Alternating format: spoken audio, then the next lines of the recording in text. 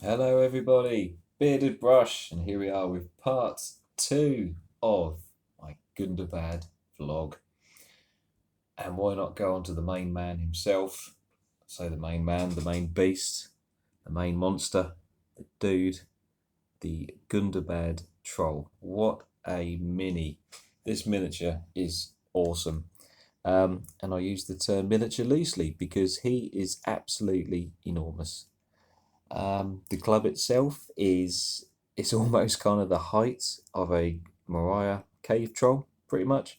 Just a smidge smaller, but he dwarfs the standard original cave troll, and he pretty much dwarfs the Mordor slash Uruk-hai troll as well. Absolutely brilliant. He was a great kit to get in the first place. Forge World, so obviously you sort of understand there may be some sort of horror stories, possibly, of bits wrong and stuff. But to be honest, because every single piece of this model is so big and chunky, there's a lot of detail. But what I mean is each piece, literally each piece, like the arm, the head, torso, the legs, each piece is so big that there is no issues. You can't have any issues from this kit, which is fantastic. And yeah, it's absolute joy to paint. Due to recent things with work and everything else, lifestyle and stuff, it took me about 2 to 3 weeks to complete this entire thing. But I'm very happy with him. I slightly went away, only very slightly, went away from the Games Workshop sort of colour scheme. I went for a slightly bluer hue, bluey grey sort of hue. Very marginal because their version is it does have that bluey grey look, but you'll see that mine has more of a blue to it, and the highlights become gradually bluer, lighter blue in textures, like you can see in the skin textures there, the skin textures all on the arm here and the hands. I did that because I wanted to get because my Gundabad theme, I'll start again. My Gundabad army, I want as an autumn theme, so I wanted to give it. I wanted to give the trolls a look of cold. I wanted the cold harshness to come from them. I think it's come across quite nicely. Like the inner skin, the different tones, much more whiter. It's a mixture of a Shabti bone, white scar. There's even a little bit of Kislev flesh in there. Is it Kislev flesh, the lighter colour? Even that's been mixed in at a level and then built up gradually. I've even used a wash of Nuln oil actually on the very first 30 layers of it as well.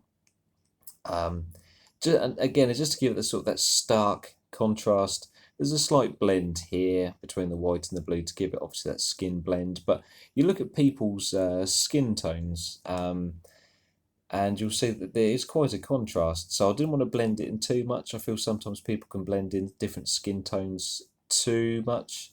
You look at some people's skin tones and stuff, you'll see there's a darkness like the top of their hand, whereas it almost instantly changes to a lighter colour.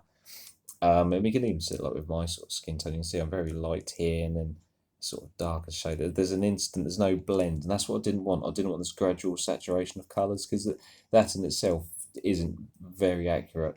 So that's why I went for this. And like I say, I wanted it to have a cold look to it. I even looked on the film stills as best I could on Google Images and other things as well. And to me, rightly or wrongly, it seemed like the skin tones did have a bluer element to them. Some also had quite a dark grey, almost black sort of tone, but I felt in some of the pictures there was definitely a blue vibe coming off them. So that's what I went for. That's why I went for this. For this colour scheme. I intend to get the Scythe Gauntlet version as well.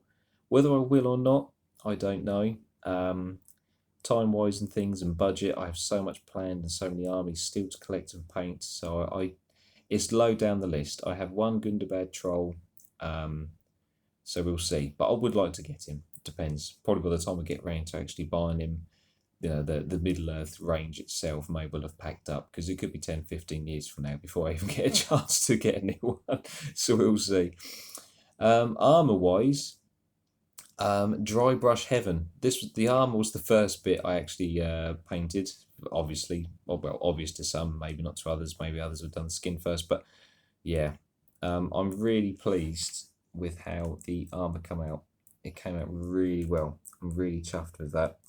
layers and layers and layers of dry brushing. I must have gone over this thing about 4 times, dark shades up to light shades, back down to dark shades up to light shades.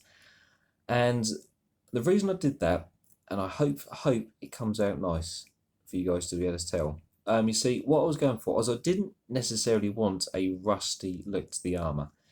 I think I might have mentioned this in the previous Gunabad video, but I didn't want hugely rusted armour because, to be honest, it's slightly unrealistic. Even the most poorly equipped, most evilest of troops will understand the importance of good armour.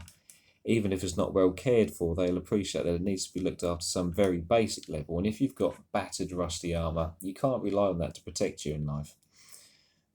So with this armour, I tried to go for a more oiled, more basic look. It's not been brushed up to a nice high standard sheen like Minas Tirith or the Rohan Mail would be. This is very much, it's literally just been made. It's got all the impurities of the metal shining through. It's oily. It's serving its purpose, and it's serving its purpose well. So hopefully that's come through. Hopefully you can sort of see like the layers and that. It looks dirty rather than rusty. That's my ultimate aim. The helmet, I love the helmet. I absolutely love the helmet. I do in fact need to blacken out the eye holes. I've just realised that they are still shiny. They need to be blacked out. But yeah, it's so cool. Like I really spent some time in the dark areas of the helmet there, and just see under the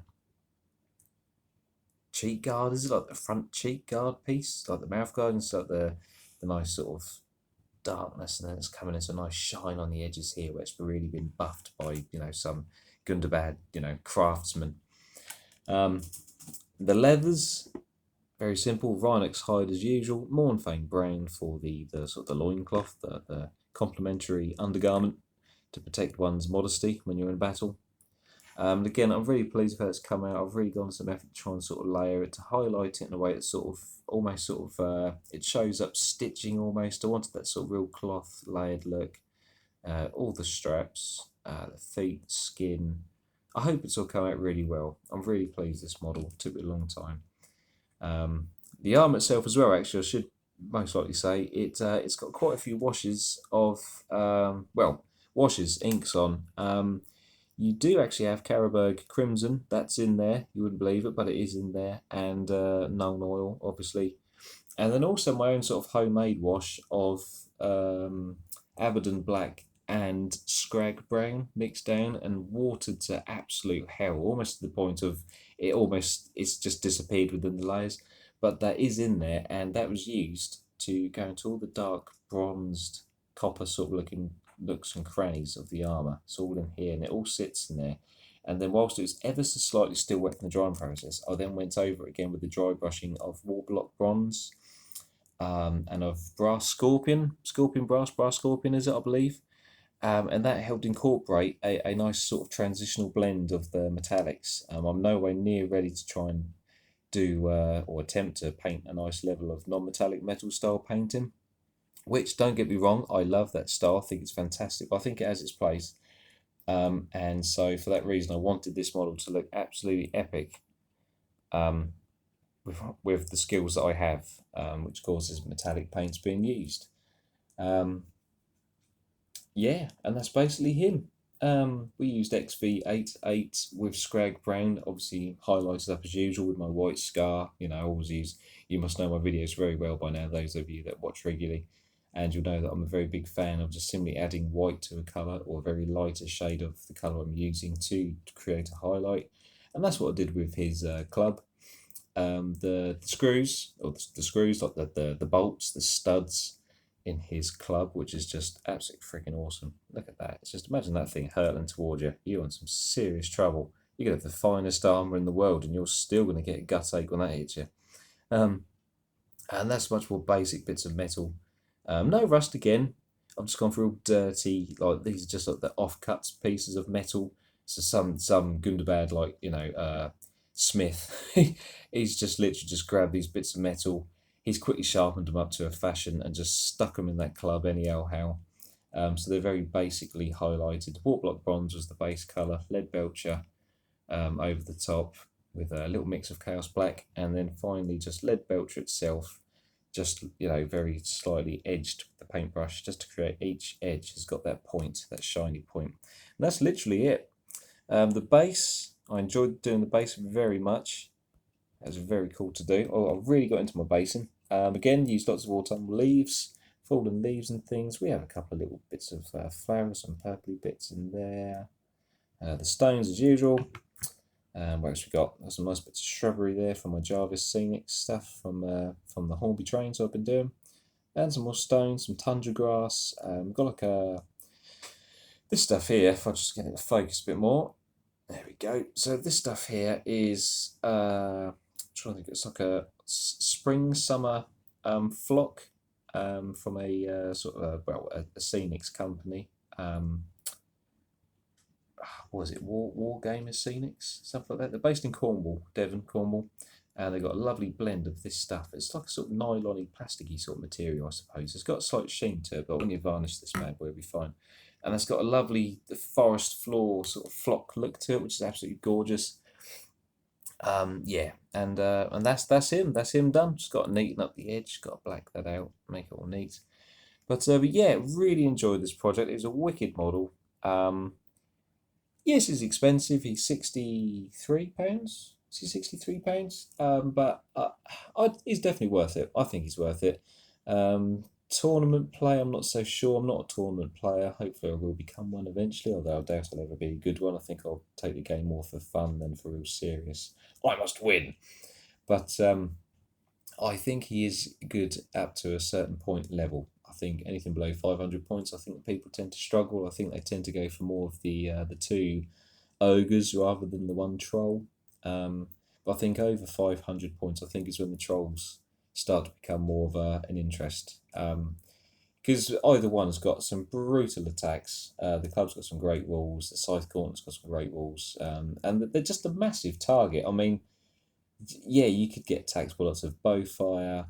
But if you use him right, his points wise is high, I suppose, for what he is. It isn't, it isn't. Obviously, it's a big suction of points. But I do feel that he's going to be great in combat, whoever he's against, for, you know, whether it be a huge, mighty hero, he can at least tie them up for some time. And if not, he's just simply a massive distraction for someone's army. They're going to see him in your army and think, Jesus Christ, we need to get rid of that. He served his purpose just in that regards. If you can keep your opponent focused on this guy just for long enough, you could pull off something, you know, with your other units, with the ogres, with some allied in sort of Wild Rider. You know, the possibilities are endless. But yeah, he's definitely worth it, I think. And from a project point of view, if you guys aren't so into Lord of the Rings stuff, but you want like a cool monster to work on, but maybe not have a huge amount of time dedicated to work on a real flashy monster, then this guy you can't go wrong with, because he's basically a shade of skin tone. He's armour and a few bits of leather and whatnot just to pick out. So you can make him as detailed or as undetailed as you want and still have a lovely finished miniature just to do something else with. Whereas compared to, say, like, I don't know, like a Treebeard or the Balrog, there's a lot more detail needed than them. Well, there is to an extent, but there's lots more shading needed, lots of colours and things, which might put off someone that wants to do something different. So this guy's brilliant, and he's going to look awesome in my army. And that's about it for now. I am working on something else. I'm working on my 2 ogres at the moment. They're almost done. They have been another month in progress. Again, just working things, the usual sort of stuff. But also, I sort of had a bit of a love-hate relationship with these guys. I love the models. I really wanted to crack on with them, but then every time I started to, the fact that there's so much skin to them, it put me off. Because I'm not hugely keen on painting skin. I was happy with this guy. You know, he's come out really well.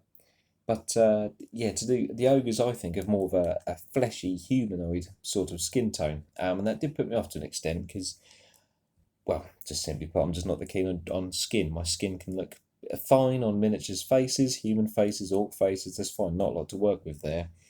But when you've got large sections of skin, to get a good look to them, it can be tricky. It can be hard because, with cloth and things, there's so much you can do. You can paint little details and you can do stuff to it. When it's skin, it is just skin. And even if you're trying to add sort of tattoos and things, it's still tricky. It's still, I find it hard. But luckily, these guys have turned out pretty good. So that'll be the next video. So that's a little tip for what's coming up next. And also their bases I'm particularly fond of. I think I've done rather well there.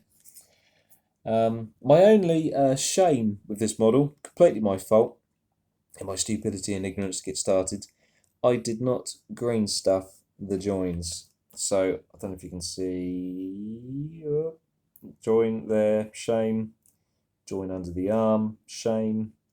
There's another join somewhere else, I think back of the leg, although you can't see that one quite so well, but there it is, that right there, look at that. Such a novice mistake, and it sticks out like a sore thumb, but he's done, he's painted.